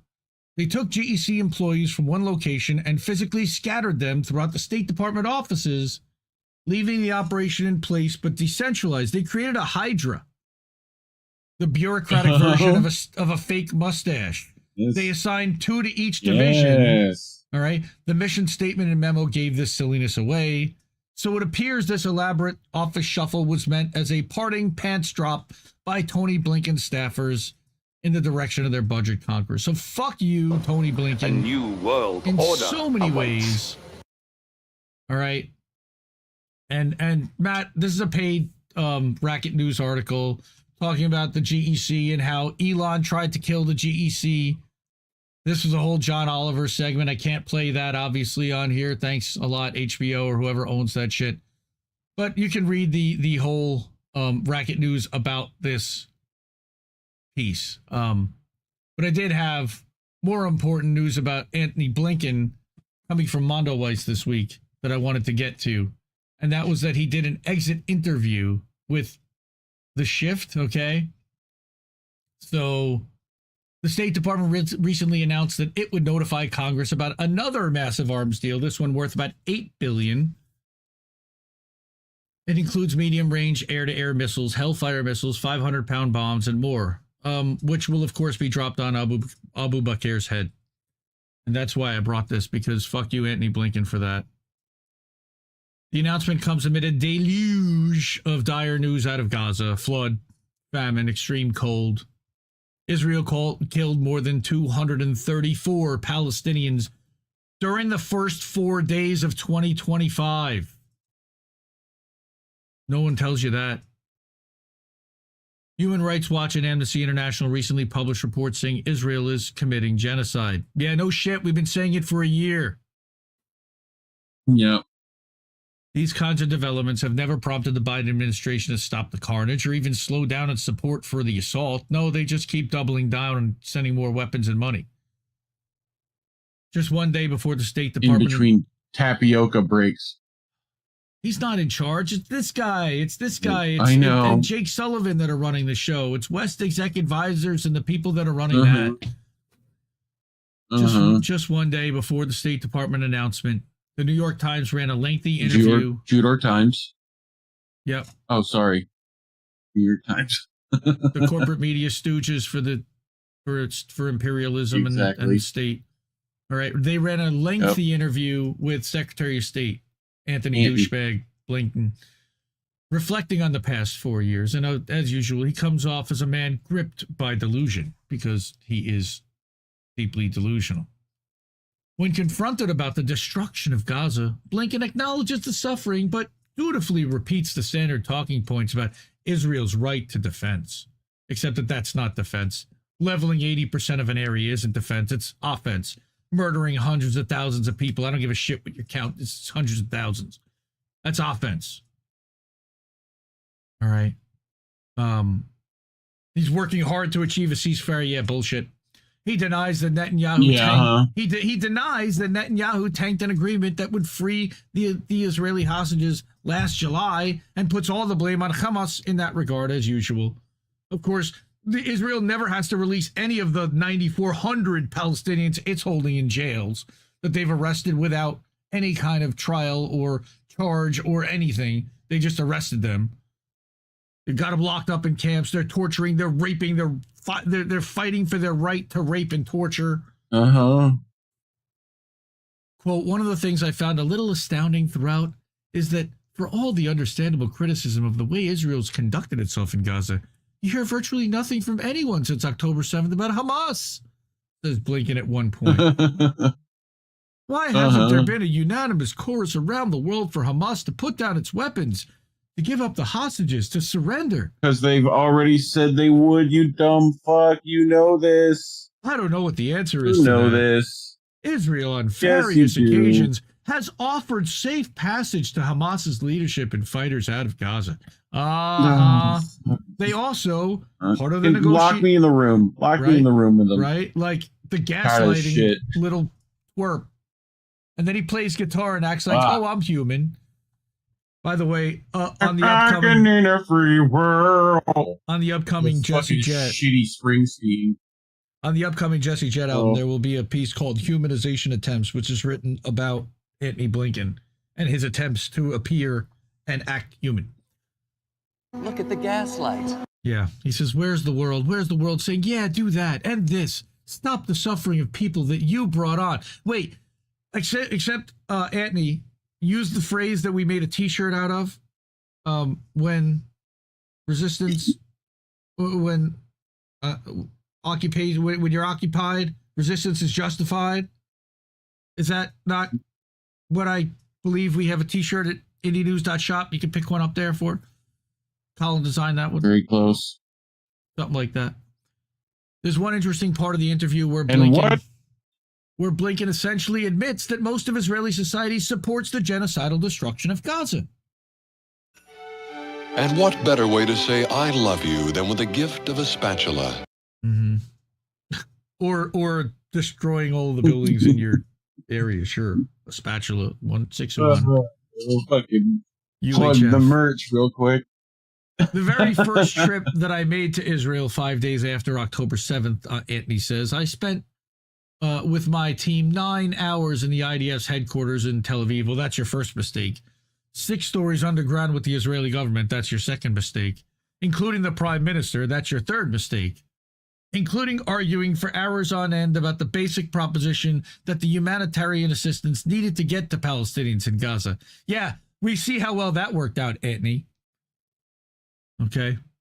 And that was an argument that took place because you had in Israel in the days after October 7th a totally traumatized society. This wasn't just a prime minister or a given leader in Israel. This was an entire society that didn't want any assistance getting to a single Palestinian in Gaza. Like right now. No trucks have made it in since October, Antony, and you know that, you gaslighting motherfucker. Michael Aria from Mondoweiss, by the way, is the publisher of this article, and that they are also Indie Media Award honorees, and I feel like I'm doing their article a disservice by swearing so much, but I just can't seem to control my emotions on this one because it's such a gaslight. Blinken is accidentally drawing attention to potential war crime here. After the reporter from New York Times presses him on the issue, he makes sure to correct himself. Well, there's a big difference between intent and result, whether it's under the law or any under any one standard. They're hedging and Cite one article of the Geneva Code for me. Right. The results that we were seeing were grossly insufficient. That is, the results in getting people the assistance they needed. Just as making sure that people are protected. Yeah, like the Palestinian people that are getting burned in tents, you fucking asshole. I think has been insufficient. Yeah, thanks. Thanks for that opinion, Anthony. There's a very different question about what was the intent. No, I don't think there was a question about what was the intent. The intent was to murder the journalists, to murder the healthcare workers, to murder the teachers, to murder the women, to murder the children, to murder the workers, to arrest everybody, and to take the land and level it all. And oh yeah, by the way, that's what happened. Asked directly about whether Israel is committing genocide, he, of course, denies the claim and suggests things might be looking up for Palestinians soon. Geneva Convention, what? You just denied genocide again after the ICJ has already declared it to be a genocide, after Francesca Albanese from the UN 15 months ago declared it to be a genocide? No, it's not, first of all. No, it's not, because otherwise we would be funding and arming a genocide and we would be war criminals and subject to all those war crimes. Oh, of course not. Second, as to how the world sees it. At the Legion of Doom. Literally. I can't fully answer to how the world sees it. Yeah, because they fucking hate you. But everyone has to look at the facts. The facts that an occupied people had a prison break after they had occupied and starved and taken away electricity and water and everything else for 75 fucking years. This didn't start October 7th, asshole. I think as well there is, in the wake of this horrific suffering, the traumatization of the Israeli population, the Palestinian population, and many others. How about the Lebanese population that all of a sudden just got attacked for supporting their Palestinian brothers and sisters? 1 million Lebanese displaced. They stole all that fucking land too, and he's got nothing to say about that. How about Syria? They just stole part of Syria. You're about to do it? Yep. All right. There's also a light that one can see that. Oh, they said the Golan Heights will be a permanent part of Israel. That's right. It's part of the Greater Israel Project. So interestingly, the early days of January also saw the Biden administration announce new sanctions on Sudan's rapid support forces. Weird. After the U.S. government concluded the group was committing genocide. Really? Look into the gaslight. You're literally sanctioning another fucking country for committing genocide? All right. Look at the gaslight. According to the UN, 150,000 people have been killed since fighting began in April 2023, and more than 11 million people have been forced to flee their homes. Those numbers sound awfully familiar to me, and awfully a lot like what's going on in Gaza. You can deny that all you want, Anthony, and all vote blue no matter who douchebags, and all the other genocide deniers out there. The New York Times report on the announcement contains this amazing paragraph, quote, "The genocide determination followed months of deliberation inside the U.S. government as lawyers and intelligence officials evaluated the merits of the case," said the two senior U.S. officials. They debated the merits of the case. Some officials hesitated to support the determination because they feared it might draw further criticism of the Biden administration over its refusal to declare Israel's campaign in Gaza a genocide against Palestinians. Wait, they look hypocritical about Gaza by declaring Sudan a genocide? Nah. Like they give a fuck. And then, of course, you've got this asshole from the ADL. I don't even want to talk about what a piece of shit Jonathan Greenblatt is. This guy makes Jews worldwide less safe. Period. Like me. I am a Jew saying, Jonathan Greenblatt, you are making me less safe as a Jew. Fuck off. You can use this bullshit to gaslight people and act this anti-Semitism bullshit. You are the one making Jews less safe. Capturing TikTok might seem less meaningful than holding on to Mount Hermon. Oh, you fucking piece of garbage. God, I can't stand that. Yeah, except they captured TikTok too. Yes, they did. Greenblatt called on U.S. and Israeli NGOs to start thinking outside the box by invoking the Israeli pager attack on Lebanon. You mean the Israeli terrorist attack on Lebanon? Terrorist attack.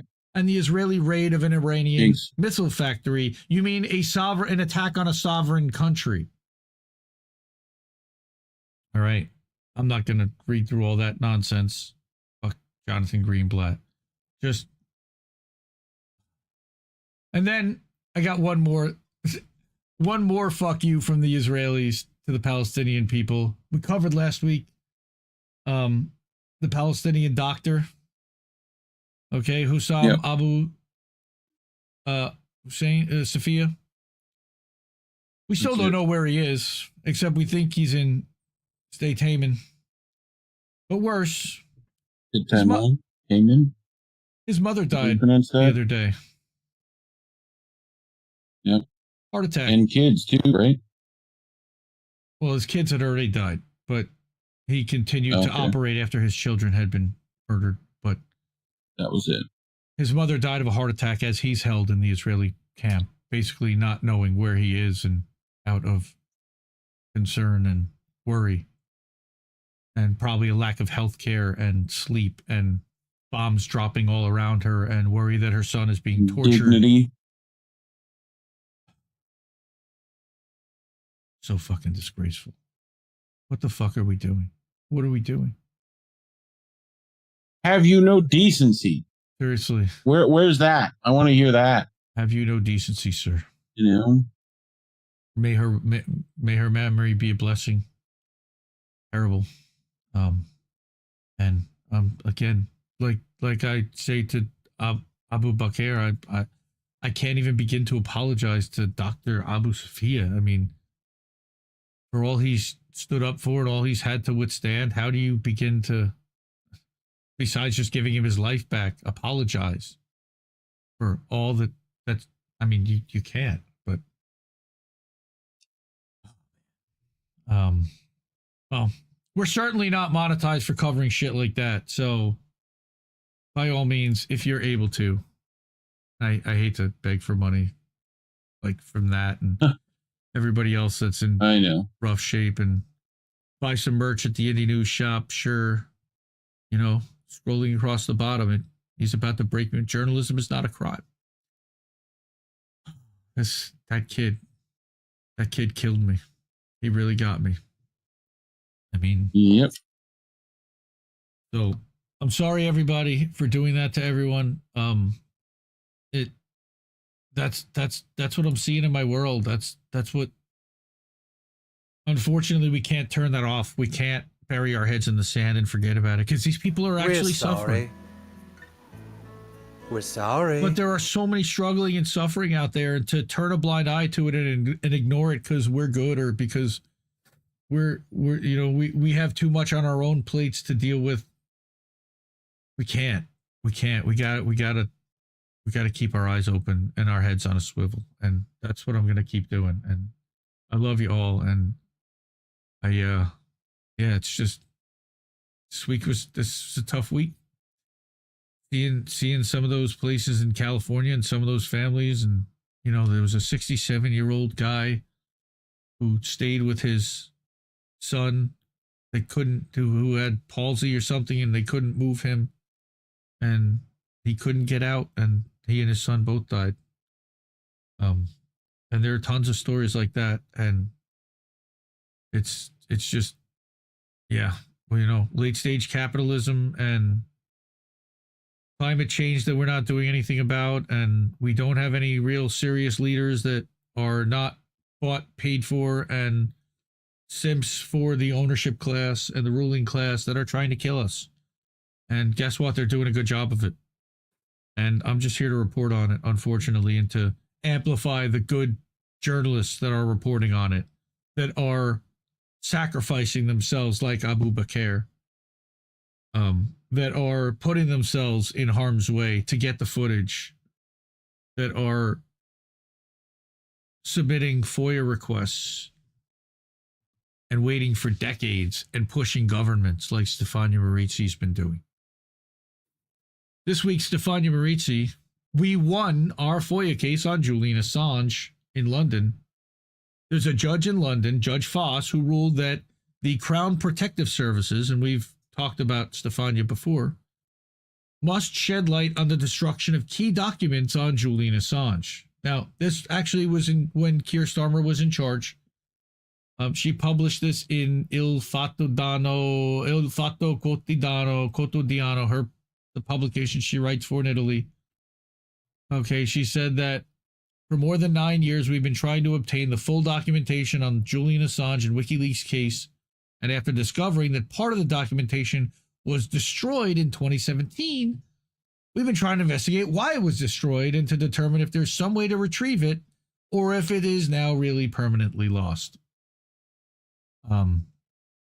Judge Foss has ruled that if the Crown Prosecution Service authorities do not comply with her order by February 21st, their refusal could lead to contempt proceedings. I don't know what that means, but they have, who's representing Stefania, why the truth still matters even if Julian is no longer in prison. Julian is now free after a legal and judicial saga involving 3 U.S. administrations, those of Obama, Trump, and Biden. WikiLeaks founder was allowed to leave Belmarsh in June after 14 years no longer walking the streets a free man. The United States let Assange go, but not without demanding their last pound of flesh, an admission of guilt. WikiLeaks founder was placed before a choice: either plead guilty or risk spending the rest of his days in a maximum security prison in the United States for publishing secret U.S. government documents revealing war crimes, torture, and atrocities from Afghanistan to Iraq to Guantanamo. To Vault 7 also, by the way. Yeah. As the New York Times put it, I'm sorry, CIA. Did I say CIA? I meant New York Times.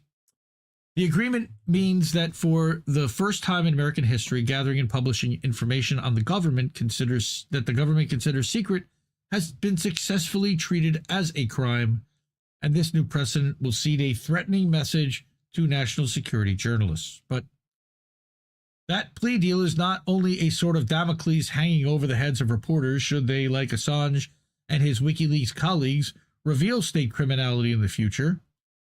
It places a tombstone on the truth for the WikiLeaks founder. Indeed, in accepting a plea agreement with the U.S. government, the Australian journalist was forced to give up his right to uncover the facts behind his persecution using FOIA. But that doesn't mean that Stefania had to. Assange is free, but the truth is still far away and must be sought before, with the passage of time, it is buried forever.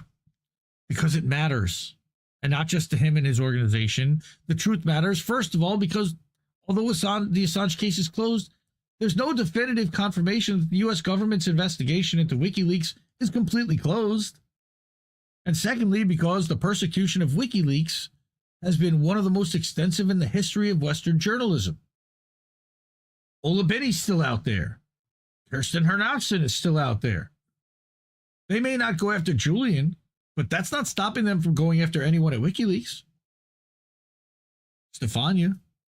Persecution riddled with grave abuses, from the arbitrary detention of Assange, established by the UN Working Group on Arbitrary Detention, to the CIA plans to kill him, still under investigation by the Spanish Judicial Authority, or also recording him in the Ecuadorian embassy illegally, or. If in a democracy, a news organization and its founder can suffer abuses of this magnitude without any of the responsible authorities being held to account, other journalists will be subject to them, Richard Medhurst, creating a climate of intimidation and impunity. All right, so read the rest of this article by Stefania. Outstanding. I love Stefania, another Indie Media Award honoree, class of 2023. All of these links will be in the description after the show, by the way. Kit Clarenberg also wrote a new article this week, another Indie Media Award honoree, inaugural class 2022, both for the Gray Zone and individually for his work on the Assange case. That it's official: British military facing extinction. I got a lot of questions about this. I think this is a lot of hopium, honestly, and I love Kit, but he makes a compelling case. I've read some stuff about their Navy that is very similar. Yep. So, I mean, it costs too much. Literally it's that. Everything's outdated, right? The upkeep is crazy. Everything costs ridiculous amounts of money. You know, it's one of the and things it's not really useful in warfare anymore. It's one of the things that broke down the Soviet Union. You know, was the maintenance of the military. You know, you have this massive beast to maintain. So check out. Here's the rusting Royal Navy ships on the chopping block. Again, I think he's making a case that, look, there never seems to be a shortage of money to pay for all of this stuff, to update and upgrade. And there's never a shortage of money to pay for Western imperialism. So I would not underestimate. You got money for war. Money to, but they got money to feed the poor. Yeah. A very famous sage, murdered poet once said that. Then we've also got La Fleur Productions. On 11th of November, our friend Kathy Vogan, another Indie Media Award honoree from Consortium News, was locked out of her X or Twitter account in a beyond Kafka-esque vicious circle. She remains not just locked out, but permanently suspended. She wrote a letter to Twitter. Fuck Twitter. Twitter support. All right. She said, the only thing I have to add at the end is that I have been on X, formerly Twitter, for 15 years and have never had any issues with the platform. However, I'm told that this technical issue, as it's been explained to me by X, has triggered a warning when people try to view my account, stating that it's temporarily restricted. That was way back in November. But now it is permanently suspended. All right. Oops, something went wrong is trending on X. But we did a video about this, and luckily some people saw it. I published it the other day, and that got some more people talking about this again. And yes, Kathy is permanently banned and suspended right now. If I click on that, account suspended for violating the rules that she didn't violate, that they didn't tell her what she violated. She thinks that it might have been that she had DM'd a few people a link, but we DM people links all the time en masse, and we've never been suspended for anything like that. When she gets into the Arc Rose challenge, it puts her into this loop, which then says that she can't be verified, and now she can't get in it at all. And the problem is that now her 15 years of archived tweets have disappeared. All of the record of her reporting on the Assange case disappeared. Her pinned post and a video with John Pilger disappeared. This is a wrong that must be righted. Please, everybody here, tweet to @X, @support, @Linda YX, whatever her name is, Linda Yaccarino. She's their CEO. This is a travesty of justice, of course, and it's done intentionally because they want to silence the record. So frustrating. So frustrating. I have to say. Now, finally, I wanted to give a big shout out to my brother and friend, the Golden Monarch. We talked a little bit about the wildfires in California, and not just the wildfires, but the fires, Paradise, all the stuff that's happened this week. Golden Monarch was talking months ago about Santa Monica, and that it was weird that they got this, they planned and committed a bunch of resources to a Bitcoin office in downtown Santa Monica to make themselves the Bitcoin center and hub of the world. In the meantime, you know what they weren't doing? Fixing the fire stuff. I don't know what happened with Santa Monica, but read this article from Golden Monarch. All right, this guy is a ex-firefighter, union firefighter. His name is Dominic Bay, president of the Santa Monica Firefighters Union, and currently the founder and CEO of a nonprofit company, Proof of Workforce. This whole thing just stinks. It just stinks. Proof of Workforce is proof of nothing. I mean, I don't even know what they describe to be workforce, but it's wrapped around crypto. Like, it's a proof of something stored in a crypto. But guess what you need in order to keep the crypto active? Power. Anyway. Power? Yeah. So, by the way, I'm also going to be having a conversation with the Golden Monarch on Tuesday. I don't know if I'm going to put that out Tuesday night as a podcast or it'll be just over the weekend. But we'll put that out at some point during the week. And I'm excited to get the opportunity to talk to Golden Monarch. I've never actually spoken to him. And he did a podcast with Abby and Mikhail over I'm so sorry I can't remember the name of their podcast at the moment. It escapes me. Somebody drop the name and link to Abby and Mikhail's podcast over there. Noteworthy. It's called Noteworthy. That's right. I'm sorry. I love you guys. Golden Monarch went over there and did a podcast with Noteworthy as an anon. So I thought he's been doing such great work, honestly, on all of the crypto stuff that there's so much there that people still haven't really figured out or bit into. And he's already talked about some of the Bitcoin influencers and how crypto and sports have mixed together. Talk about the Luigi coin. Yes, there was a meme coin wrapped around Luigi Mangione. Amazing. Just like around the Hawk Tua and that type of stuff. And he covers all that, but most importantly, he's making the link between Bitcoin and crypto and Ethereum and Zionism and Azov Ethereum and what's happening with and how that's funding Ukraine and it's a psyop. Yeah. So again, goldenmonarchnews.substack.com. Go check him out, follow him, and look for the podcast for he and I to have a one-on-one. Before Have a good time with your Bitcoin. Before we cut out of here real quick, let me again one more time make an appeal to everyone. Again, I know everyone's struggling. I know it's so tough. I put up all those stories of everybody who really needs a couple of bucks.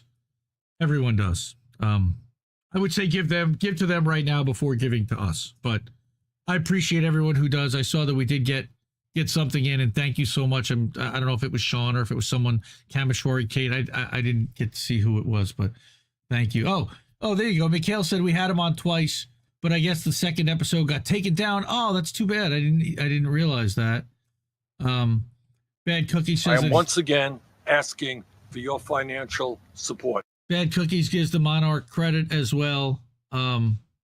Looking forward to that very much. Again, I'm proud that I inspired him to take his rantings from the Hardlands Discord and turn them into a publication that people can subscribe to, and more people outside of that Discord can see and understand what he's learning and uncovering. So, good times. I'll bet Indy walks like that woman in the Seinfeld episode who didn't swing her arms. Oh, that's really funny. Thanks, Mantis. Yeah, very, very much so. I walk with my hands at my side. Elaine. Yeah, Sean says it's hard, but we have us and we only have us. Yes, and we've got Sean, and God, thank God for Sean, man. And Sean's also going through fuck cancer. Sean's beating the shit out of cancer too, and he's just finishing up his treatments, and we love you and deeply appreciate you and glad that you're here. Turbo cancer? No, not a turbo cancer, though there are turbo cancers popping up all over. Things are tough all over. What about fuel injected cancer? Oh God. No? That sounds like I might actually want it. Okay, so reminding people that we made a new we made a new channel. No, I don't want any kind of cancer, especially fuel injected. That's gross. The Ocho is a new network and channel that we created underneath INN for the lighter side content. The reacts, the wrestling stuff, the sports stuff is all going to go over here. The gaming stuff, and maybe even some reactions to MMA. I know Reef had taken some notes on last night due to the fight, and we might record something and try to get something out here throughout the week. We'll see there. Again, yes, God bless you. I got to figure out how to get more time in the week. Yeah, that would be nice. Squeezing in a couple hours would be. Anyone knows how nice. to Yeah, like a little time turner, time travel, something. We'll figure it out. There you go. Mikhail, there he is. Follow Mikhail. Follow Noteworthy. Good podcast. Okay, so the Ocho is our new channel. Podcast. You can follow it over on YouTube and The Rumble. Ocho.